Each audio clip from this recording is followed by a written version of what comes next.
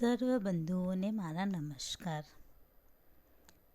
થિયોસોફીની આ સિરીઝમાં આપણે જોઈશું કે થિયોસોફી અને થિયોસોફિકલ સોસાયટી શું છે, તે કયા હેતુઓ ઉપર કાર્ય કરે છે.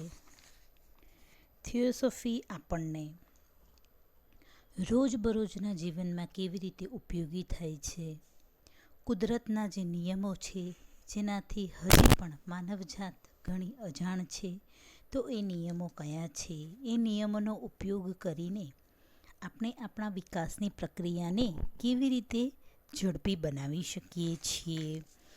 આપણી પાસે 7 શરીર છે, એ 7 શરીરોનું કાર્ય શું છે, તેમના ફંક્શનને જાણીને પણ આપણે આપણો વિકાસ કેવી રીતે ઝડપથી બનાવી શકીએ છીએ.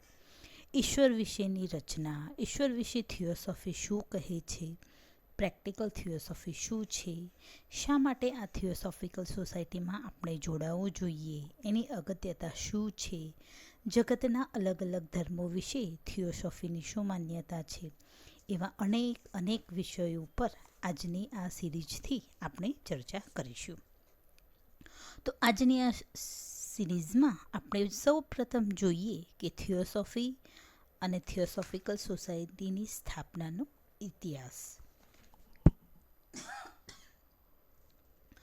થિયોસોફી એટલે શું? થિયોસોફી એ પ્રાચીન વિદ્યા છે, કારણ કે તેમાં અનેક સૈકાઓનું જ્ઞાન સંગ્રહાયેલું છે.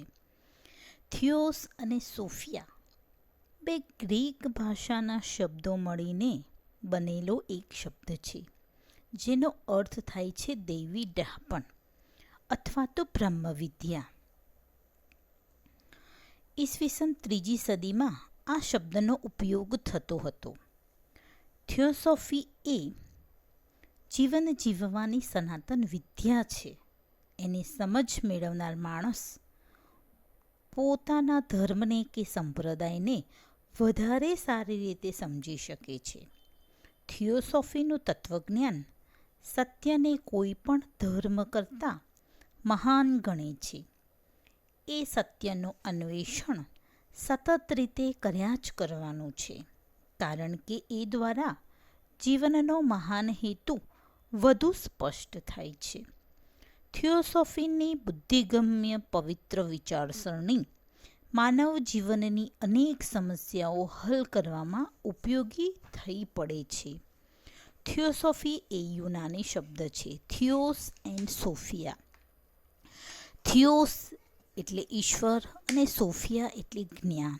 આમ ઈશ્વર વિશેના જ્ઞાનની જે ચાવી બતાવે છે એને થિયોસોફી કહે છે.